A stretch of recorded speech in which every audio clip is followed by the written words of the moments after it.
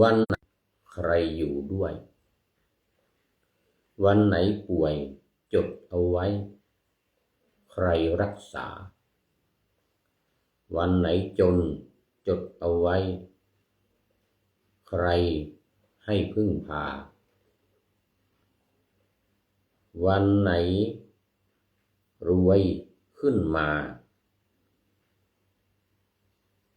จำไว้อย่าได้ลืมขอถวายความนอบน้อมแด่พระรัตนตรัยมีพระพุทธเจ้าเป็นต้นขอถวายความเคารพพระมหาเถระพระเถรานุเถระเจ้าคณะพระสังฆาธิการทั่วโลกมีพระเดชพระคุณพระธรรมเสนาบดีเจ้าคณะภาค7วัดพระธาตุดอยสุเทพเป็นต้นและความอวยพรแด่ท่านผู้ฟังท่านผู้ชมสาธุชนพุทธบริษัททั้งหลายวันนี้รายการธรรมทัศน์ของวัดพระธาตุดอยสุเทพออกอากาศทางสถานีวิทยุพระพุทธศาสนาแห่งชาติและจริยธรรมวัดพระธาตุดอยสุเทพมีพ่อครูวรรณลบนามวงพรหมเป็นผู้อำนวยการอาจารย์พระมหาประสิทธิ์ประสาธิโกเป็นหัวหน้าสถานีและอาตมาภาพพระครูปริยัติยานุศาสตร์เป็นผู้บรรยายเป็นประจำทุกวัน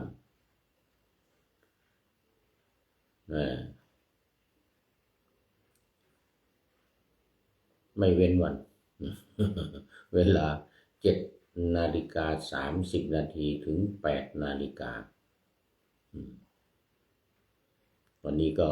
บันทึกเสียงล่วงหน้ามา1 วันจากวัดดอยสะพันยูตำบลดอนเปาอำเภอแม่วางจังหวัดเชียงใหม่ซึ่งมีท่านพระครูสุตตกิจจาภิรมย์ท่านอาจารย์พระมหาอุทัยจากวัดพระธาตุดอยสุเทพมาเป็นเจ้าอาวาสอยู่ที่นี่นานแล้วตอนนี้ก็ไต่เต้าขึ้นมาจนเป็นรักษาการเจ้าคณะอำเภอแม่วางแต่ก่อนก็เป็นเจ้าคณะตำบลนี่แหละเจ้าคณะตำบลดอนเปานี่ตอนนี้ก็ขึ้นมาเป็นรักษาการเจ้าคณะอำเภออีก 2-3 เดือนก็เป็นเจ้าคณะอำเภอแม่วางดีไม่ดีได้ฉลองก่อนที่จะกลับนี่แหละเนี่ย เดือนมกราเนี่ยก่อนที่จะเสร็จการอบรมบาลีก่อนสอบเนี่ยประมาณวันที่15 มกราคมนี้ก็จบกันละเดินทางเข้ากรุงเทพไปสอบวันที่20-21 ปีหน้าเดือนมกราไม่แน่อาจจะทันได้ฉลองตำแหน่งเจ้าคณะอำเภอ ของท่านพระครูสุตตกิจจาภิรมย์นี้ก็ได้ ก็ขอไปเดือนธันวานี่ก็ท่านพระครู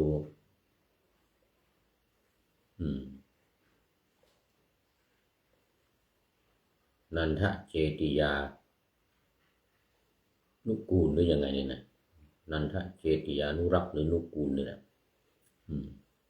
วัดพระธาตุสุนันทาก็จะฉลองตำแหน่งเจ้าคณะอำเภอละ เห็นนี่พูดมาในเฟซนะไหนละวันก่อนเห็นว่าจะฉลองเดือนธันวานี้แล้วเหมือนกันนะธันวาคมนี่เนี่ยได้รับตำแหน่งมานานแล้วก็ไม่นานปีนี้แหละ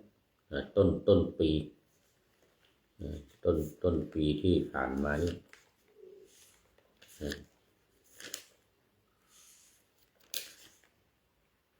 ต้นปีมานี้เอง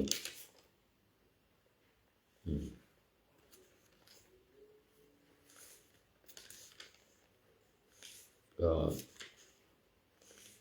อายุยังหนุ่มยังน้อยนะอายุยังหนุ่มยังน้อยก็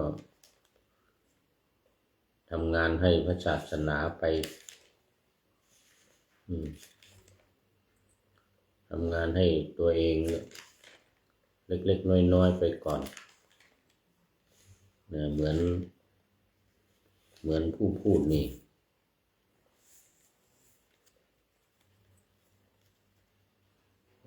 นี่วันที่9 ธันวาคม 2568เลยที่9 ธันวาคม 2568นิมนต์ไปมุทิตาจิตมุทิตาจิตหน่อยที่วัดพระธาตุสุนันทาอำเภอแม่แตงถือโอกาสนี้ประชาสัมพันธ์ไปในตัว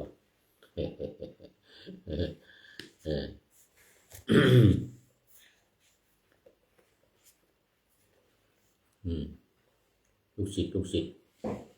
บวชให้ตั้งแต่ตอนเป็นเณรส่งไปเรียนโน่นวัดเพชรสมุทรจังหวัดสมุทรสงครามจบม.6แล้วก็ไปเรียนปริญญาตรี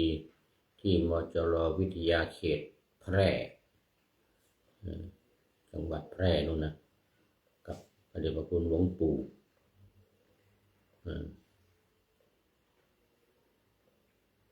ที่ปรึกษาเจ้าคณะภาคเราลืมชื่อไปวัดพระบาทมิ่งเมืองวัดพระบาทมิ่งเมืองจังหวัดแพร่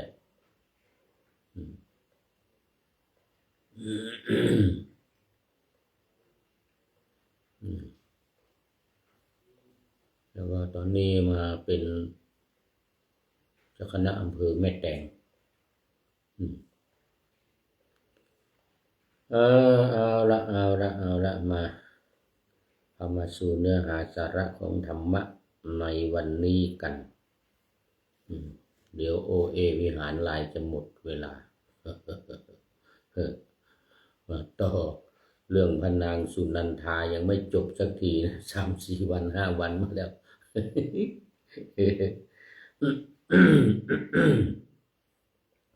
วันนี้น่าจะจบนะ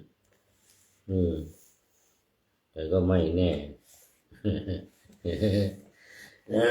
ถึงตอนสำคัญซะด้วยถึงตอนสำคัญพระพุทธเจ้ากำลังแสดงปาฏิหาริย์แสดงฤทธิ์ปาฏิหาริย์ให้พระนางสุนันเดี๋ยวก่อนรูปนันทาเถรีพระเถระพระเถรีบวชมากันหลบอยู่ในห้องมานานแล้วกลัวพระพุทธองค์จะเห็นรูปโฉมนมพันวันนะที่สะสวยงดงามแล้วจะตำหนิติเตียนเหมือนกันนะพระพุทธองค์ชอบว่าคนสวยคนงามเนี่ยเป็นอนิจจังทุกขังอนัตตาเหมือนกันนะไม่รอดเลยทีนี้อยากจะเห็นพระพุทธองค์อยากจะทอดพระเนตรเห็นพระพุทธองค์เขามาเล่าลือกันเหลือเกินทั้งภิกษุณีสงฆ์ทั้งญาติโยมที่ไปฟังธรรมนี่มาเนี่ยนะโดยเฉพาะคนมาสรรเสริญเรื่องของสีผิวพรรณวรรณะของพระพุทธเจ้าว่าเหมือนทองคำนี่นะตัวเองก็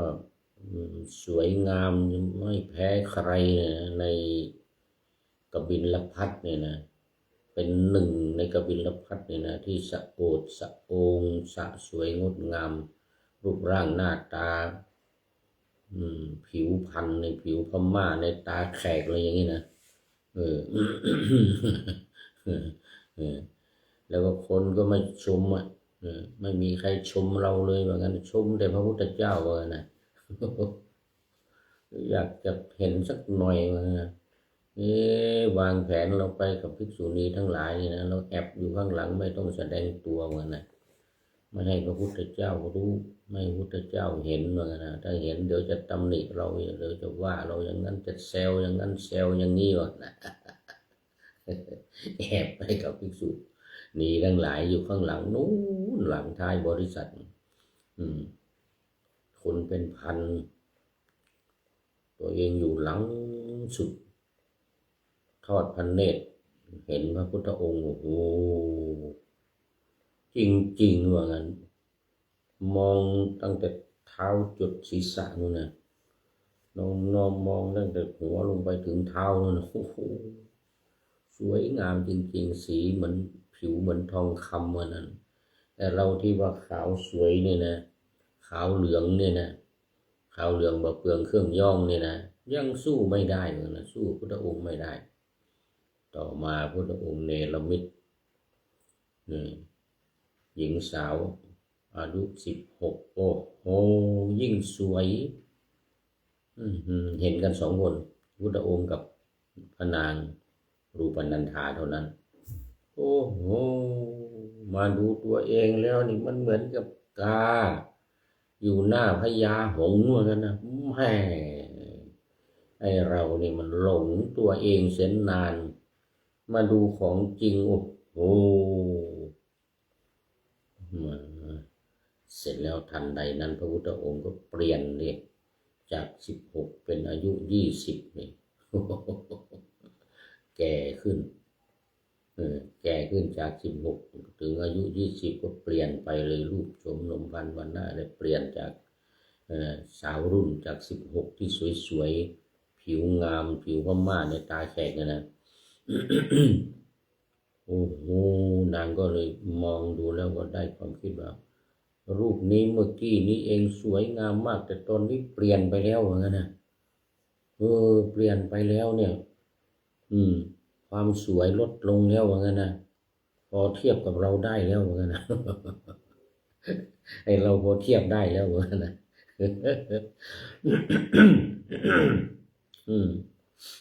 นวติทังรูปังปุลิกมัสสทิสังเลยนะเนี่ยรูปนี้นี่ไม่เหมือนก่อนเลยนะรูปนี้ไม่เหมือนแต่ก่อนแล้วเหมือนกันนะ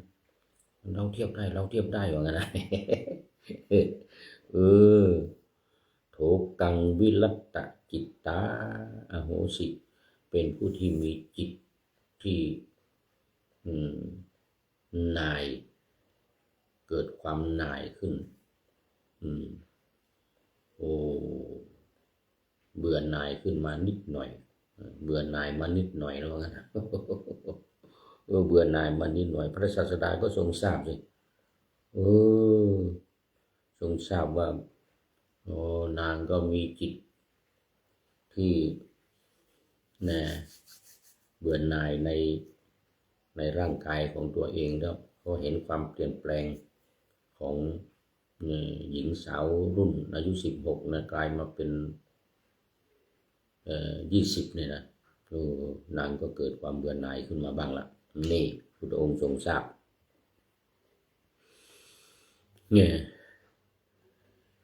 เมื่อทรงทราบแล้วก็ทำยังไงก็ทำให้หญิงคนนั้นน่ะที่ยืนพัดอยู่หลังพระพุทธองค์น่ะเปลี่ยนสภาพจากอายุ20เนี่ยกลายมาเป็นผู้หญิงที่คลอดแล้ว1 ครั้งคราวนี้หน้าตาเปลี่ยนไปแล้วทีเนี้ยไอ้ที่ผิวพม่าในตาแขกนี่จางลงแล้วจางลงแล้วจะสู้รูปนันธาไม่ได้ซะแล้วสู้รูปนันธาไม่ได้ซะแล้วเนี่ยลงมาอนุกมเมเนนะตัสสาอิทิยาสกิงวิชาตะวันนังอะไรกันนะเนี่ยเหมือนกับหญิงที่คลอดอายุมากแล้วคลอดลูก1 ครั้งเสร็จแล้วต่อมาก็มัชฌิมิต ถีวันนังเลยนะโอ้มีวรรณะผิวพรรณปานกลางเออเออเริ่มหย่อนยานละ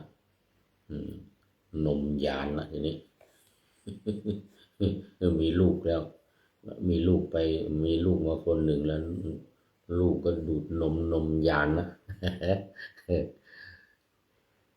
มหันละกิจถีวันนังเอาละตอนนี้ทำเป็นผิวพรรณของคนแก่เอาแล้วในสัญลักษณ์ของคนแก่มาแล้วผิวหนังเหี่ยว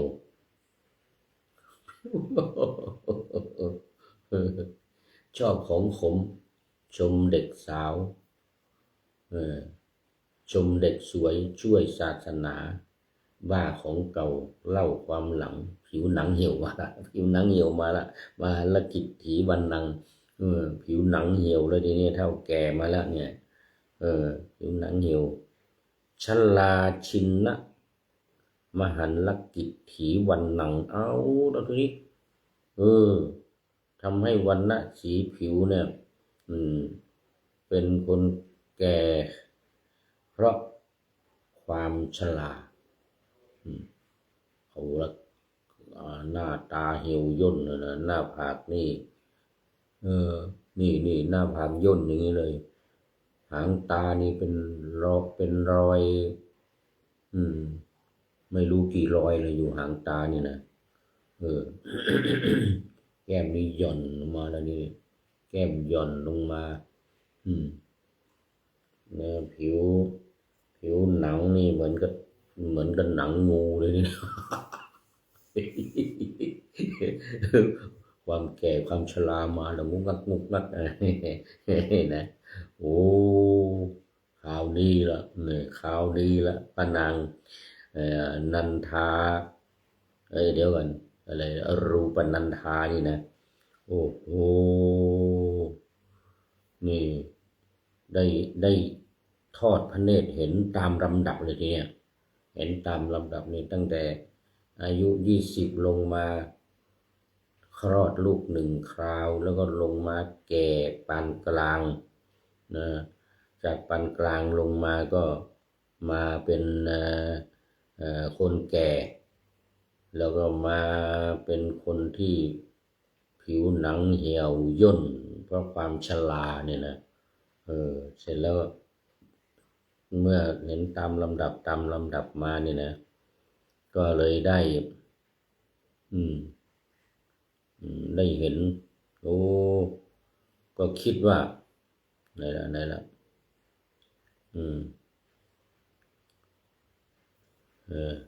เดี๋ยวก่อนคิดว่ารูปแม่นี้เนี่ยผู้หญิงรูปแม่นี้เนี่ยมีความเปลี่ยนแปลงไปจากหนุ่มมาเป็นแก่เนี่ยโอ้ความชราความคร่ำคร่าเข้าครอบงำแล้วว่างั้นนะว่าครอบงำแล้วชราชินกาเลว่าในการที่มีความแก่เพราะชราเนี่ยนะคร่ำคร่าเพราะชราเนี่ยเกิดขึ้นแล้วว่างั้นนะ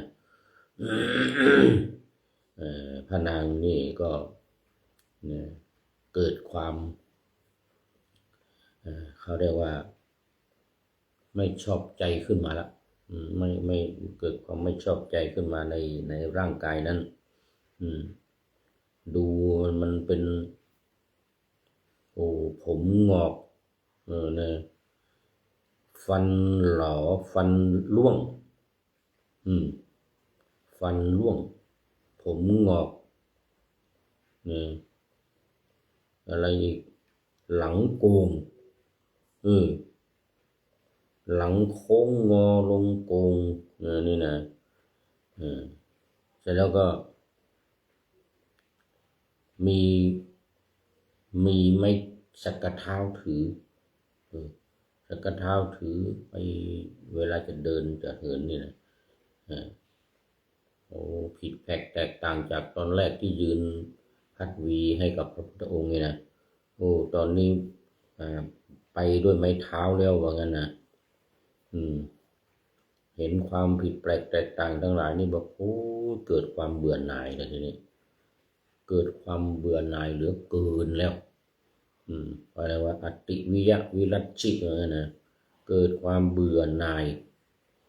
ตอนแรกก็เบื่อหน่ายนิดหน่อยแต่พอมาเห็นตอนหลังมานี่โหมีไม้เท้าแล้วเนี่ยอดโอยโดนงกเงินพระพุทธเจ้านี่ก็ในละมิตเรื่อยไปนะโอ้เกิดความเบื่อหน่ายลำดับนั้นพระผู้มีพระภาคก็ทำทรงทำให้ผู้หญิงคนนั้นมีพยาธิโรคภัยเข้าครอบงำเดี๋ยวไหนนะจะหมดเวลาซะแล้วมั้งทำให้มีโรคภัยเข้าครอบงำเนี่ยเป็นโรคเป็นภัยเป็นไข้เป็นเจ็บชราพยาธิที่เขาครอบงำเลยทีนี้ก็แสดงให้นางเห็นว่าโอ้นี่ไม่สบายแล้วเป็นโรคเป็นภัยไข้เจ็บทั้งหลายเกิดขึ้นแล้ว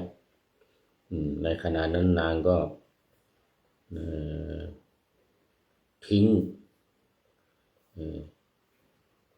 งไม้เท้าคือผู้หญิงนะผู้หญิงที่ทรงชนะทิ้งไม้เท้าทิ้งก้านตาลที่พัดวีพระพุทธเจ้าเลยนะเอาทิ้งไม้เท้าทิ้งก้านตาลเสร็จแล้วก็ร้องโอดโอยอย่างนั้นนะร้องโอดโอยไปมามหาวิระวังวิระวะมานาโอ้ยร้องโอดโอยร้องเสียงดังโอดโอยโอ้ภูมิยังปฏิตวะก็ล้มลงไปกับพื้นเลยนะสเกมุตตะกรีเสนิมุคานิขี้ตดรากออกทั้งปากออกทั้งก้นออกทั้งไรนี่ก็นอนจมอยู่กองขี้นะกรีสังมุตตะกรีสังทั้งเยี่ยวทั้งขี้ออกมาทั้งข้างหน้าทั้งข้างหลังโอ้โหนอนจมอยู่กับกองขี้เฮ้สเกมุตตะกรีเสนิมุคาเหมือนนะอัปปลาปรังปริวัติดิ้นไปมา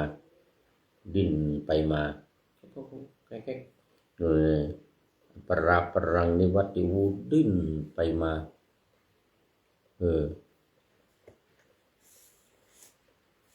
ไม่ละดิ้นไปดิ้นมาเดี๋ยวทีนี้โอ้เอาละทีนี้ดิ้นไปดอกแดกอะไรเนี่ยรูปนันทาพนางดูมนันทาเถรีได้เห็นสภาพนั้นแล้วก็เบื่อหน่ายเหลือเกินอติวิยะวิรัชชิ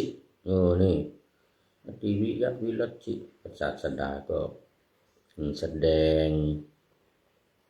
อิทธิตัสสาอิทธิยามรณังทัศน์แสดงให้ผู้หญิงคนนั้นตายเลยแสดงถึงมีผู้หญิงคนนั้นทำให้ตายเลยโอ้นางก็เมื่อคนเราเป็นอย่างนี้เนาะเนี่ยเกิดมาแล้วก็แก่แล้วก็เจ็บแล้วก็ตายเนี่ยนางได้ความคิดแล้วอนิจจโตทิฏฐตาเยวะปนะทุกขโตอนัตตโตทิฏโถเอวะโอตินะโอ้ความไม่เที่ยงเป็นทุกข์เป็นอนัตตาเกิดขึ้นนางก็ได้ความคิดว่าโอ้ได้เห็นว่าคนเราเนี่ยก็ไม่เที่ยงเป็นทุกข์แล้วก็เป็นอนัตตาทุกขโตเห็นภัยจากความแก่ความเจ็บความตายเห็นภัยเกิดจากความแก่ความเจ็บความตายอนัต อะทัสสะตโยภวาอาทิตตาวิยะชีวายะพัทธกุนะปังวิยะ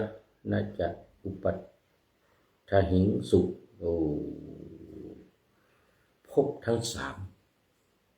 กามภพรูปภพอรูปภพนี่นะก็เกิดขึ้นเกิดขึ้นแก่พระเถรีเกิดขึ้นแก่พระเถรีรูปนันทาเถรีนี่นะเหมือนกับพระอาทิตย์เหมือนกับความร้อนเผาแผดเผาอยู่ในจิตใจนะเหมือนกับซากศพเหมือนกับคนที่ผูกซากศพติดกับคอนี่นะเกิดความเอื่อมละอาเบื่อหน่ายขนาดหนักกรรมฐานาภิมุขังจิตตังปขันธิจิตก็แล่นไปสู่พระกรรมฐานจิตก็แล่นไปสู่พระกรรมฐานคราวนี้พระพุทธองค์ก็พระพุทธองค์ก็จะแสดงธรรมจะแสดงธรรมให้ฟังแต่ไม่ทันหมดเวลาซะก่อนเอาไว้พรุ่งนี้เอาไว้พรุ่งนี้เอาไว้พรุ่งนี้พระพุทธองค์จะแสดงธรรมให้ฟังแสดงธรรมให้กับพระนางรูปนันทาเนี่ยนะตอนนี้หมดเวลามาดูข้อคิดท้ายรายการวันนี้วันพรุ่งนี้จบแน่วันพรุ่งนี้จบแน่วันนี้ยังไม่จบวันนี้ปู่ตุลเขานี่ปู่ตุลตำนานคนกู้ภัยสอนลูกปู่ตุลนี่นะปู่ตุลตำนานคนกู้ภัยนี่สอนลูกว่าวันไหนหมดจดเอาไว้ใครอยู่ด้วยนะใครอยู่ช่วยวันไหนป่วยจดเอาไว้ใครรักษาวันไหนจนจดเอาไว้ใครให้พึ่งพาวันไหนรวยขึ้นมาจำไว้อย่าได้ลืมวันนี้เป็นข้อคิดจากปู่ตุลตำนานคนกู้ภัยเอาแล้ววันนี้ต้องขอนำรายการจากท่านผู้ฟังท่านผู้ชมไปก่อนขอนำรายการธรรมทัศน์ไปก่อนแล้วจะย้อนมาใหม่ในวันหลังเพื่อให้ท่านทั้งหลายได้รับฟังพระธรรมเทศนาเหมือนดังเดิมเป็นธรรมะในพระไตรปิฎก3ธรรมบทอันงดงามบรรยายเสริมอธิบายใจความเหมาะมาต่อเติมยกนิทานดั้งเดิมเสริมบทธรรมขอทุกท่านสุขกายสบายใจปรารถนาสิ่งใดอันเลิศล้ำจงเพิ่มพูนตามบุญงามและตามกรรมที่ได้บำเพ็ญไว้ทุกประการขอเจริญพร